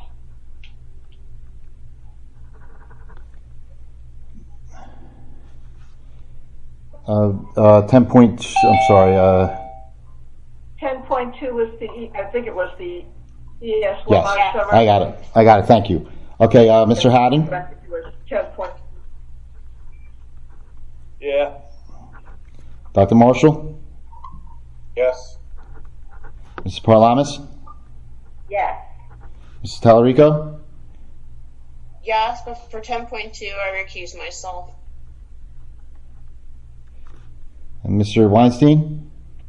Yes. And Mrs. McGovern? Yes. Okay, motion's carried 9-0, and 10.2 is 702. Great, thank you. Ms. Karlamis, moving on to public relations. Mr. Dietrich. Thank you, Madam President. We have 2 items for this evening. 11.1, discussion of non-resident tuition rates for the 2020-21 school year, and 11.2, discussion of Board of Education Code of Ethics. So, starting with the tuition rates. They are the rates as of for 1920. We're just we're approving these for each year for next year. No change. We're not recommending any change or increase in the tuition rates. Okay. Any board discussion? Just the on that one or on all of them? On this one. No, I'll get Okay. No, I don't think we have any. Okay. Code of Ethics. All right. Would you like me to just quick explain? Sure. Sure. So each year the law says that the board members have to go through a training on the Code of Ethics, and they need to sign off that they've reviewed that, and the sign off is attached there. That by June 30th. So normally what we have done in the past has been a quick review, and then a more intense ethics training. And we've used several different people, whether it's the School Boards Association. Kathy Weinkauf has done that for us in the past. Phil Nicastro, who is the attorney and the owner of Strauss Esme, our policy company. He has been in the past, and we've used attorneys in the past also, whether it was Michael Gross. So, Michael Gross. yeah, usually the June meeting is, as you can see, the agenda is usually very large, and so that's why normally during the summer we take more time in July or even August, depending on availability of everyone, to sit and go through cases from the ethics board from the prior year and talk about any issues that the board is having or anyone is having regarding ethics. So as you see, the basics, the code of ethics is there as far as attachments and some do's and don'ts on there. This is all information from the School Boards Association, and of course your sign off. So whenever you can, sign off on that form for me and return it to me so I have it for our monitoring when they check on us. I have to make sure we have all that, and then we can, as the board president had mentioned in her report, try to solidify a date and who can actually do the training for us, and then we can go from there.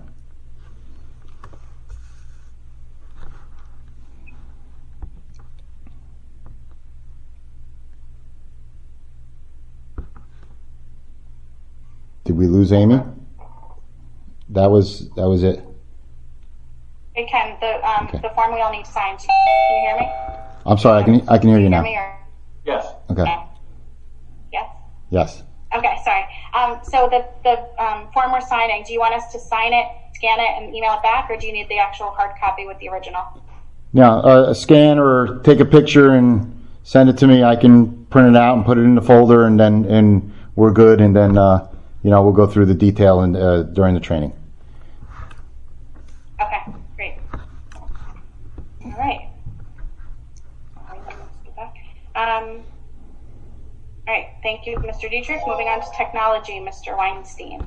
Thanks, Madam President. I have three items for discussion today.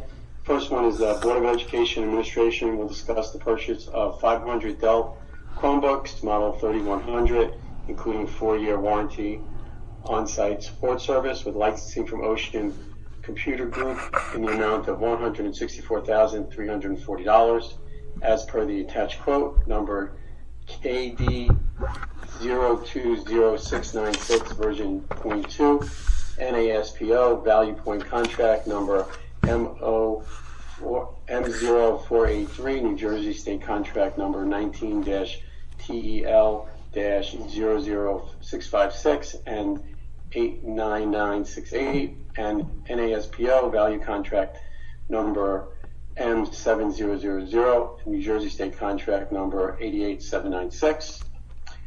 12.2, Board of Education and Administration will discuss the purchase of 22 computers for the high school Spartan program from Ocean Computer Group in the amount of $55,205.04, as per the quote number KD 020673 version .3, NASPO value contract number M0483, New Jersey State contract number 19-TELE-00656 and 89968, and NASPO value point contract number M77000, New Jersey State contract number 88796. And the last item, 12.3, Board of Education and Administration will discuss the purchase of new classroom telephones for Ocean Township Elementary School and Wanamassa in the amount of $31,707.97, as well as the purchase of new telephones and a telephone system for the high school to replace existing ones in the amount of $44,990, as per attached. Funding for this equipment is provided by the state of New Jersey by the ELISA law. And I think these topics, I think, were all covered in some of the discussions we had when the technology group presented its budget for the year that we kind of went through and discussed. So I'm happy to answer any questions or give any kind of background on any of these if it wasn't already covered or you know about before. Yes, Jim. Mr. Weinstein, a question for you, because I know when we talked about it in budget, there was a question around whether our guys are fixing the Chromebooks. We're not really getting the warranty anymore. We are getting the warranty. So do we know? I mean, are we still going to plan on doing Dell's job by fixing them for a couple of bucks when we're paying for the 4-year on-site warranties? Yeah, we had that discussion. First off, of the $164,340, $17,395 does include the warranty, so that's kind of in that number. So that's not broken out. We are going to still do the Dell self-service. We are still contract for the Dell self-service, but we are going to do the repairs, or try to do the repairs ourselves when that becomes available. Largely for a couple reasons. One is we get reimbursed. I believe we got about $13,000 of reimbursement for that last year. And there is a timely nature of the turnaround for us to be doing it ourselves.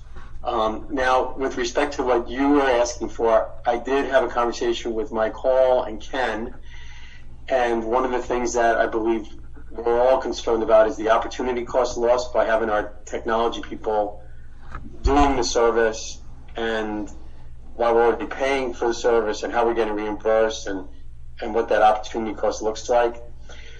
So I asked Mike Hall to do is for the month of October, because September is a little problematic because there's a high amount of support, and that usually has to be more timely because kids are getting started. I asked him to take a survey of his technicians on a weekly basis and track the amount of time they're spending on those areas, so we can then do some math to work backwards to figure out if what that real number is that we're working on, and then we can make a more educated call in the future. But he did not have that breakdown or that thought as of our discussion. Okay. And would you like me to look more? Would you like me to look more into it? No, just remind them to keep in mind. I mean, we're talking about timely repairs, but we're paying for next business day on site. So, yeah. I mean, I don't know why these guys aren't getting out there if they're supposed to be, or they should be refunding what we're paying them for warranty. But I appreciate you checking into it. I'm good. Yeah. Thank you. Okay. Thanks. Any other technology questions? I guess I do want to just make I just want to make 2 other points. One is that on the computers for the on 12.2, that we do get a 50% grant money back from that, right? So the actual cost to us is going to be half of that $55,000, and those are for the AutoCAD, Rivet courses and certification programs for the CTE school. And then the last point is the ELISA law. Actually, the grant was from the state, and so it's part of our state funding, but this grant is specifically earmarked for this, related to us having some process in place to address active shooters. So that's what that number is kind of earmarked for. Can I just add one more thing too? Sure. Just back to the computers, the AutoCAD and the Rivet. Through that grant, we are receiving that licensing for those programs for free through that grant, and that works out to be thousands of dollars a year. So that's another good thing with the grant funds and the free licensing that comes with it for AutoCAD and Rivet. Yeah. Thank you. Yeah. And just Jim, you might be curious about this, is that basically the AutoCAD and Rivet team gives us the specs, and so that was the specs that went out, that the state funding that the state bid went to. So it wasn't, I'm looking at them. Interesting. Yeah. Okay. Yeah. So it wasn't something that we basically were researching. They give us the specs. Okay. Great. Any other questions for technology? No? All right, thank you, Mr. Weinstein. I'll move on to any old business from the board. Any new business from the board? Yeah, Ms. Gilman? Yes, I was invited to attend the Wednesday afternoon Zoom session of the high school African American Club, and I have been an advisor in the past for 24 years. I'm still close to Ms. Minot and her crew, so I spoke with them about a Zoom session that they had previously, and they kindly invited me to this Wednesday session. So I just wanted to let the board know that I would be attending on Wednesday afternoon. Okay, great. Questions or comments? Sorry, I timed out again. No, I think we're good. My computer keeps, at the beginning of COVID, I tried to upgrade my internet, and they're coming June 16th, right, when we'll probably be out of these Zoom sessions. So I apologize if I keep going in and out. Nope, I think we're good. Does anyone have any questions or comments or any other new business? No? Okay, so we're going to move on to public comment on any item at this time. So once again, we ask that you please let Mr. Dietrich know that you have a comment. He'll unmute you, and you'll be able to speak at that time. So at this time, do we have any public comment on any item? First up is Alex Hayes. You should be able to unmute. Okay. Jim, I said I didn't want to go first. You're the only one, Alex. Sorry. Okay. I didn't say my address. Alex Hayes, Gap Avenue. First, sorry. So I'm just getting my notes here. Mr. General, you said that you get a little bit more information about the physicians, and I know Janice was talking about the scope of work of what they're doing. Is there any way to find out specifically what the elementary physician does in comparison to the high school? Like, are you going to break it down to the 3 or 4 physicians?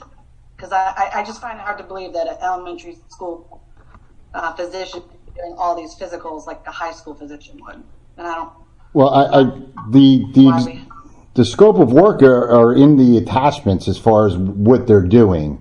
I think what the board was asking about is the frequency of some of that. So it should be pretty clear as to what duties they are performing. So that is something that, of course, I have to get from. They're supposed to do, but what have they been doing? Of course, it varies from school to school and the needs of each school. So the nurses, are compiling that and giving me that information. So I need to get that from each school as to the frequencies of the different job duties that they have. Have we asked any local districts why and how they use one physician for all of their things, and why we need 4 at like $40,000? Well, and the pricing. I have looked at pricing, and like I said earlier, the reason. Go ahead, Amy. Go ahead, Ken. Yeah, I mean they were split. They weren't necessarily in addition to. Those monies were split to accommodate different doctors. Looking at other districts, you mentioned some. Long Branch is over $40,000, and they don't.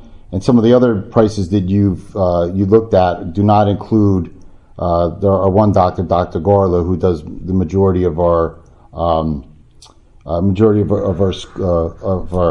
staff drug tests and things of that nature. We pay her about $13,000 a year, and that's per test, as you see in her scope of work. But it certainly varies, and it varies greatly depending on the socioeconomic status of the district. Also, there are less physicals. There may be less physicians that the students go to their own physician. So there are definitely some variables on when we do this. When we go through the RFP, we look at comparable districts and we look at other pricing, and that's where we try to get other pricing from other physicians, and that's where we spoke about before that we did not have a great response. And hopefully, next year is when the normal rotation is up, that we'll get more. But that's so the duties are pretty well defined in the attachments. The frequencies are something that I'm working on from each school, and that I'll have for the board.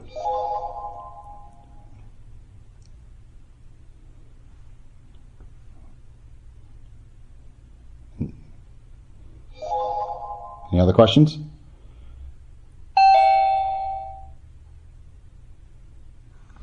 Gordon.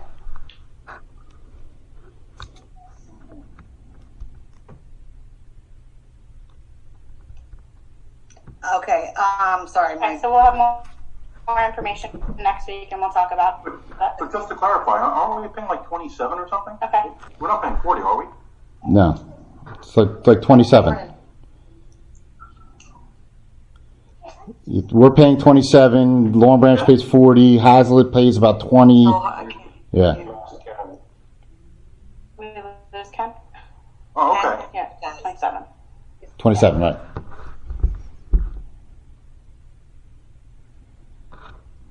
Okay, got it. Okay, well, I'll send you guys all the documents I found, and you'll see that the ones I found seem to have the same listing of what everyone's doing. So I'll send you guys what I discovered, and you can. Okay, that also may be. We also are like they might have less amount of physicals that they require. Some school districts also require physicals to be done by your personal care physician, and they can't be done by our, if you have one or if you have insurance, they don't allow you to come in. Yeah. We allow more, our policy is that we allow students to come in, their copay is way too high and they would rather have it done by our school doctor. So some of those things, sorry, am I breaking up again? Yeah. So some of those things might not take effect. All right, so your next question or your next comment? Yeah. The code of ethics that was in the agenda, the document that it was the one page in italics. Is that a new document or is that just a revision? I could not tell. See this one. It's the yearly document that we do. Yeah, that's part of the law. That's actually part of the law. That's the code. That is the code of ethics for school board members throughout New Jersey, not just Ocean Township. That's straight from the law. Okay. Okay, because it doesn't really say it on the flyer, so I wasn't quite sure. I wanted to ask about the pre-K. How does potentially not getting pre-K funding affect our Solero students? And I'm sorry, let me follow that up with, are we communicating with all of our preschool parents that there could be a chance that we might not get this funding and we still haven't decided if we're continuing this or not? Because here is that parents are going to get stranded and our lower socioeconomic parents are going to be hit even harder trying to find expensive childcare. I can take that. The Solero relationship it's a Head Start program. We're partners with them. So if our funding were to dry up, then basically federal funding then kicks in, and those students would still be able to be served by Solero. So they're really not in danger. Okay. Because they were existing before we partnered with them, and that relationship can, or that that program can continue. We have picked all the kids for our preschool program. We have definitely communicated with them as they registered that it's all predicated on the funding source. A number of them have contacted us because they're worried that they may get shut out. But we've to my knowledge, because I haven't done it personally, but to my knowledge, we have in that process we've told them that all this of course is predicated on the funding. So they should be aware of that. Yes. But if anybody knows otherwise, we'll make sure we reach out. But it's my understanding that we have. Okay. All right. 1 second, Alex. Wait 1 second, Ms. Hughes. Mr. Dietrich, do we have other people? Anyone else ready for a comment or no? 2 more. What? I'm sorry? We have 2 more. Okay, so let's go to them and we'll come back to Ms. Hayes if that's okay. Sure. Let's see here. Next up will be Lisa Pisciotti. You can unmute yourself. Hello, I have questions for you. So, if we don't get the pre-K aid of 1.3 million, what will happen to the position of the principal of special programs and projects? When looking at the job description, there was 4 of the 7 pages related to that job to preschool. So, how would that job description change if that funding is not available? It wouldn't change that much at all because we would still have existing pre-K programs. That funding of the 1.3 million is only for the ones that we were going to add this year. We already have existing programs. Okay, do we have another comment, Mr. Dietrich, from somebody else?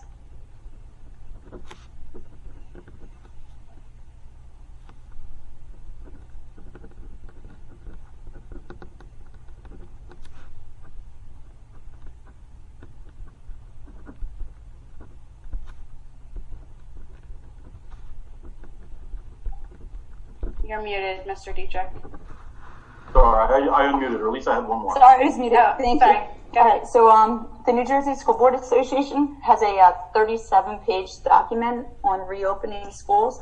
I was curious if we have a task force or a committee that I guess will research what programs will be in place for the students regarding their mental health coming back. Whether it's anxiety, attachment, or social acclimation, depending on grade level. As a district, what are we doing to establish for hygiene in classrooms, common areas, hand sanitizers, dispensers, touchless, automatic soap, water, paper towels? Just curious. Sure. I can take that. I don't know if you, Ms. Stroud, I don't know if you logged on late, but we do have a reopening task force that we have put together, which those comments, we do have a reopening task force that we have put together that is starting to meet this next week, within the week, and they will be meeting weekly. I don't know if you've signed on late and missed that part of the meeting. It will have mental health on it. It will have a lot of mental health aspects to it. We did, as a board, put Ms. Tallarico on it, who is wanting to start a mental health committee that we think will come out of that task force. So there's definitely all of those things are going to be discussed, both in the everyday classrooms, in the what has to happen all the time at night, and everything else. So it's all going to be discussed on that task force. Yeah, I was just asking because you had mentioned it earlier, but what specific programs you would have for? Well, I don't think it hasn't been developed. I mean, it hasn't been developed yet because they're just about to start. So I think as it gets developed, we'll get more and more guidance from Dr. Stefankiewicz on what happens in the meetings and stuff. So as it goes along and we get more guidelines and everything else, it'll be ever changing. Okay.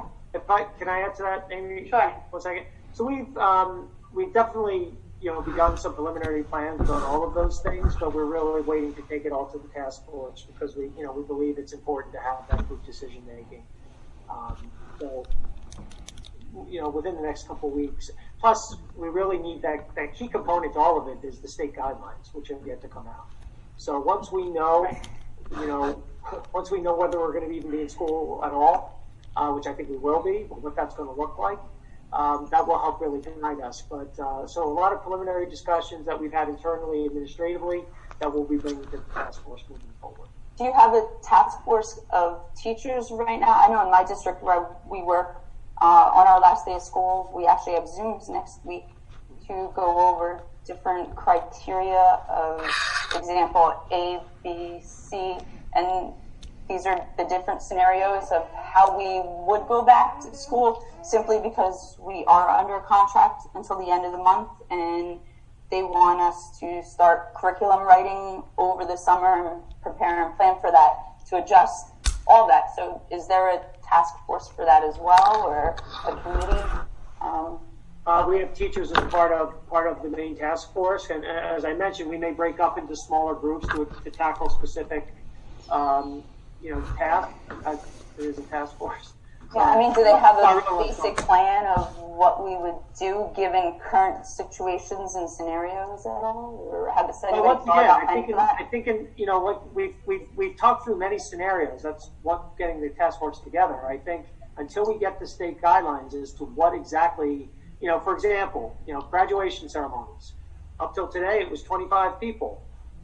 We were going to have to do 10 ceremonies. Today, we know we can have 2 ceremonies because they've given us different guidelines.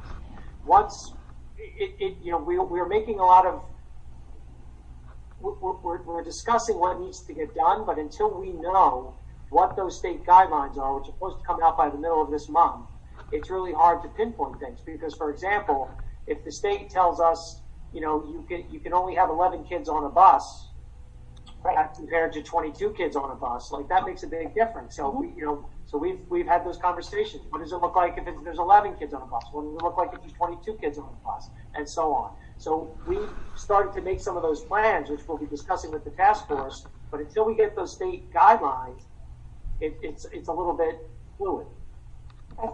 No, just because the teachers' contracts end June 30th, so it might be an added expense to get those teachers in to work for you to come up with curriculum and prepare for that. Well, we've been doing that now. We've been doing that for over the summer to address learning loss. So our teachers have been working to develop a learning library for over the summer for the kids.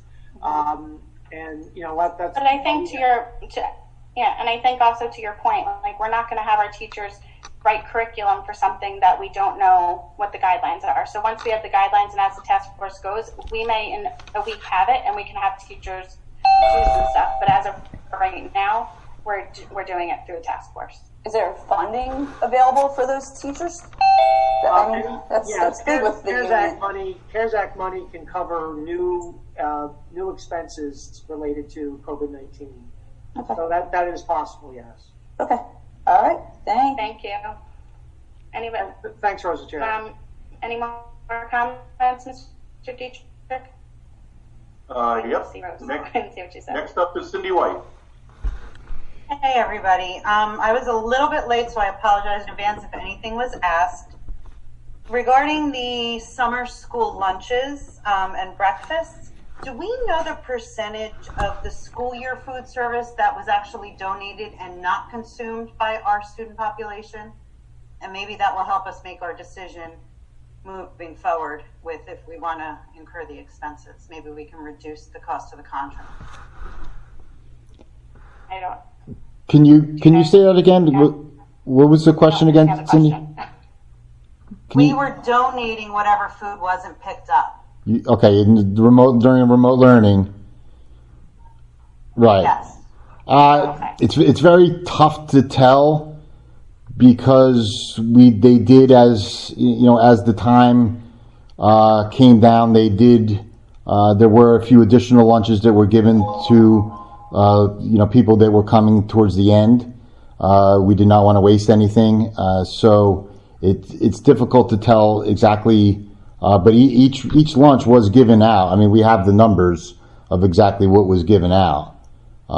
So we do know that exactly those numbers. But what they'll be during the summer is difficult to know exactly. Sure, absolutely. I have a question regarding 8.5 that I intended to ask before this public comment session. In the selection criteria for legal counsel, there is a provision for interviews being conducted with select firms by the Board of Ed. Did we conduct any interviews with any of the firms that were hired or contracted with? When we went out for RFP last time, yes. No, this contract. We're in a RFP, We haven't gone back out for RFP, so they're the continuing people that we've had. But anytime we hire a new legal counsel, there's an interview process. Yeah, So you did interview with these 3 attorney firms last year? yes, and I believe there were I believe there were 4 we interviewed, and there was a board representative, I think, on that committee also, who was Mr. Parlamas. Yes, yeah. So I think there were four firms that were interviewed for the 3 positions in last year. Okay, very good. And do we have the annual cost, since this is now their 2nd year, of the attorneys' contracts? Sure. Not off the top of my head. Want me to email you? I can Sure. email you for that, right? Sure, absolutely. Yes, Yeah. that would be good. Great, thank you.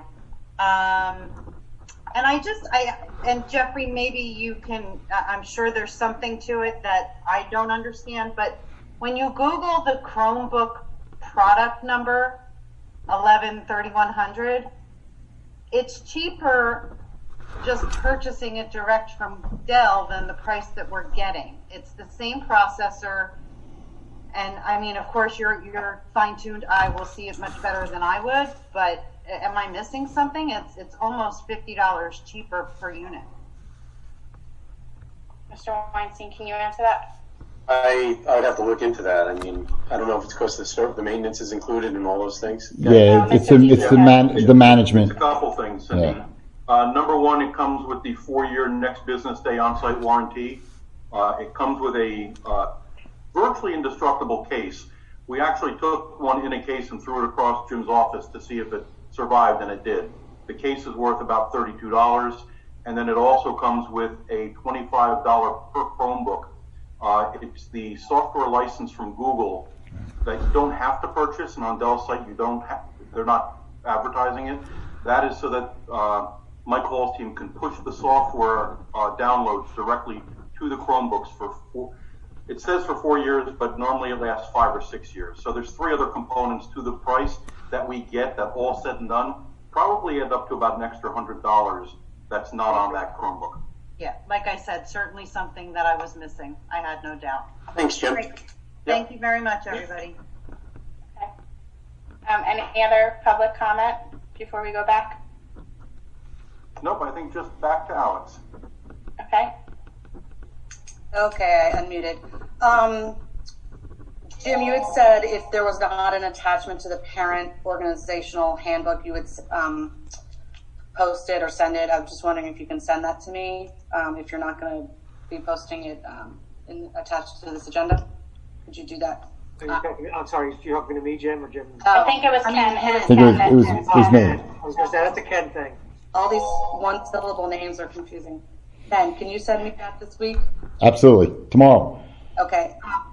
Thank you. And then I've never heard of it. So, and you mentioned something like when the Zoom sessions end, and you might have been talking about when you guys kind of meet in person. Oh, there would still be Zoom. Yeah, no, there would still be, yeah. Sorry, I just meant for the board. Yeah, it's very difficult, as you can imagine, to try and have, I mean, you've been to enough meetings that you see how the flow is much different here than it is there. So if we can get together, we would absolutely, because I don't know that I don't think we would be allowed, we haven't discussed this yet, so this is just in my thinking. I don't think we would be able to allow public to actually come in, so I think we would have to continue the Zoom part of it. Plus, there may be board members that don't feel comfortable coming, and if they don't feel comfortable coming, they can stay home and Zoom in as well. So we'll it'll all be a discussion. All right, thank you for clarifying, because I was like, wait. I think I have 2 or 3 questions. I sent you all information on the 21st Century Learning Center grant. The applications are due next week. So I know there's been a little bit of discussion among the board about whether or not we're sending in an application. Dr. Stefankiewicz, has there been more discussion? Are we going to do it since we do seem to qualify? Yeah, so first of all, thank you for sending all that. We looked into it, and we do, Dow Avenue, for the first time this year, does qualify. The threshold is 30% free lunch, not free and reduced, but free. And we, as of October 15th, are not or that magic date that numbers get counted. We were 30.26, so we just qualified.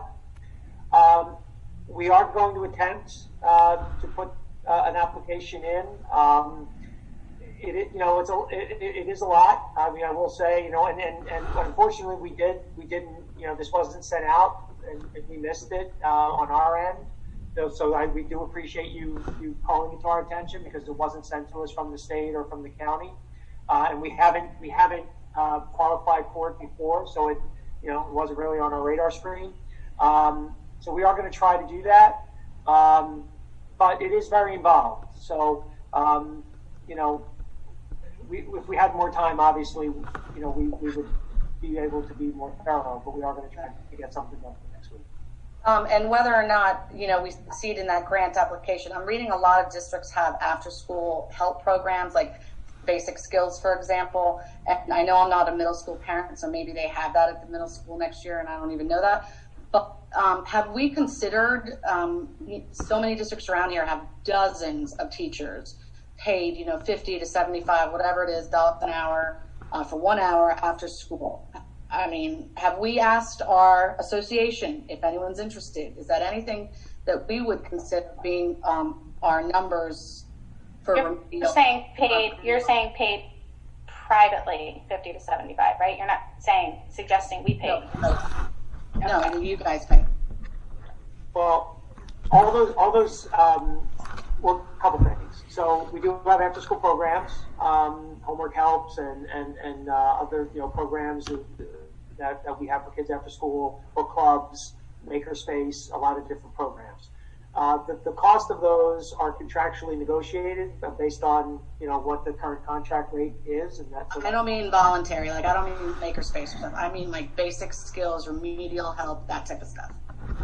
Yeah, well, we certainly we have a number of those things, but a lot of that we like to do obviously in school, but that's also, if you remember, that's part of a new program that we look to budget this coming year for Dow Avenue, an after school program. So we are absolutely always looking at those opportunities. Okay. And I think this is my last question. In response to that public records request that I sent you all, thank you for providing me with the comprehensive equity plans. I was looking at the most recent one that we submitted, the one that was 2019 to 2022. There were no teachers and no parents on the affirmative action team. Frankly, no diversity on that team. The state doesn't require teachers or parents, but they do say, quote, you must ensure diverse stakeholders, and the school board should invite a member of the community to participate. And ours is really only high-ranking administrators. Wondering if we can make a change to that. I know you got to kind of do some kind of new document this summer. And, secretaries listed as residents, I don't really think that is super compliant, but, can we have a little bit more representation amongst committees like this? Can we get a commitment on that? Something we certainly can discuss. Yeah, I mean, for that particular committee, we had a much more for the 2016 plan. That we did a much deeper dive in 2016 because there hadn't been a plan required since 2010 prior. So we spent, we did have parents, we did have a few more folks on that. No, there was one parent in 2016. Yeah, sorry, one parent on that committee. When we went around again, it was last about a year ago now. I think last May it was due, and we didn't bring parents in that time. But when it's due again, we certainly can do that. And teachers as well. Certainly. Okay, and then this is my last question. Talking about those CEPs.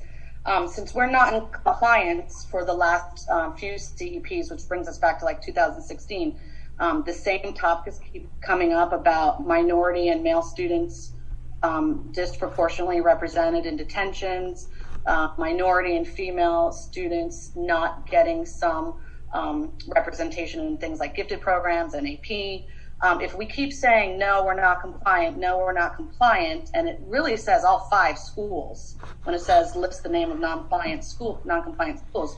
So what are we doing if there's 2 CEPs and 2 3-year plans and we're still non-compliant? So how are we going to address this? Right. Well, realize the comprehensive equity plan is a self-analysis. So when we say we're not compliant, it's because we identify ourselves as non-compliant. Yep. And I can tell you that we are probably the most honest, or one of the most honest districts in this, because I have seen the vast majority of comprehensive equity plans for the county, and just about everybody considers themselves compliant. So, and I don't think that that's completely accurate in most cases. So I think we've taken a very honest approach to this plan. And those things are things that are absolute problems that we have not solved, that we work on every single solitary day to try to address. For example, issues related to overrepresentation and discipline. We work on restorative practices, which are proven research-based strategies to address that issue in terms of overrepresentation of males and people of color in discipline. We are looking to overhaul our gifted and talented admissions criteria. We actually found through a lot of our research with other districts that we are one of the most liberal in terms of how we let kids into gifted and talented. But at the same time, we are still lacking, very underrepresented with kids of color in those areas. We've made strides in high school, particularly in advanced placement, but still we're underrepresented. So these are works in progress, and I mean, believe me, we could probably go for an hour here and talk about some of these things, but we absolutely know that these are things that we need to continue to work on, and we do work on them. At a future meeting, if we want to talk at a future PTA meeting, or if you want to talk, off this, we can get into more detail. But we're absolutely, those things that we put down as non-compliant are things we work on every day. Okay, thank you. Do we have any other comments, Mr. Dietrich?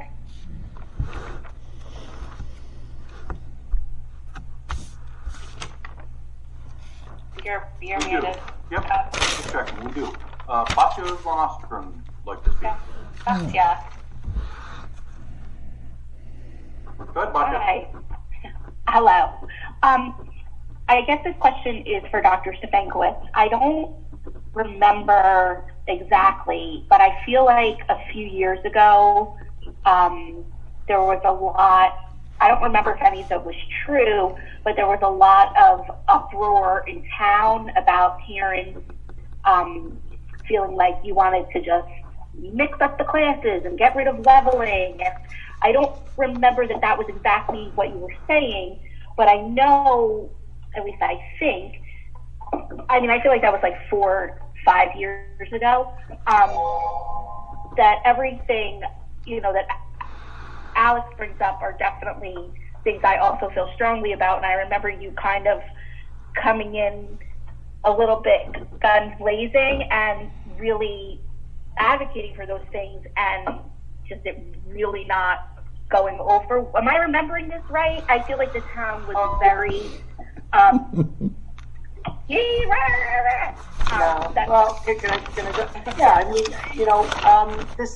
these are conversations that we've been having in the district for a long time, many years that predate my arrival in the district.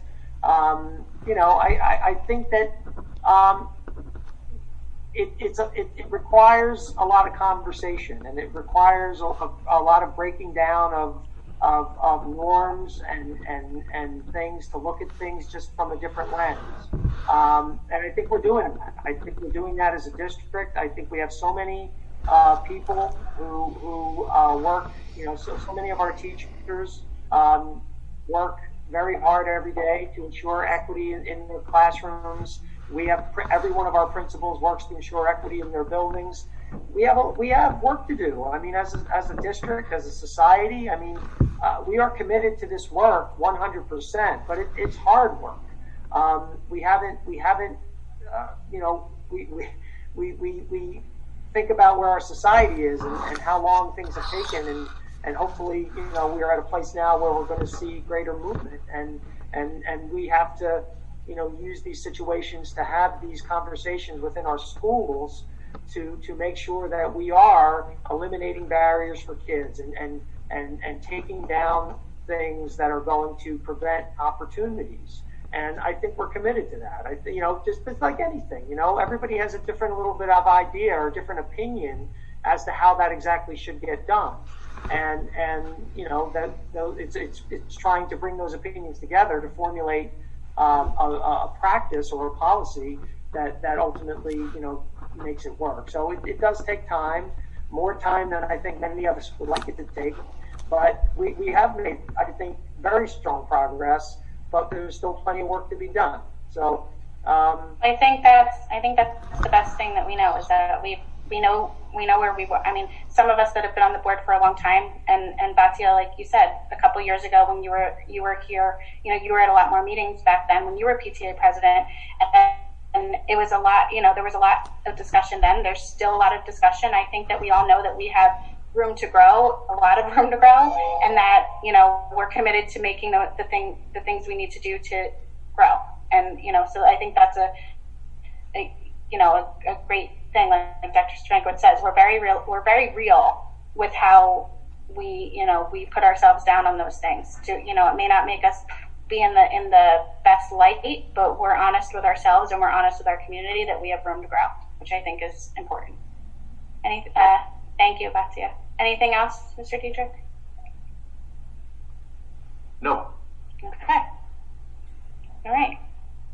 Oh wait, Batia, do you have something else? Batia has something. Oh, sorry. Can you unmute her again?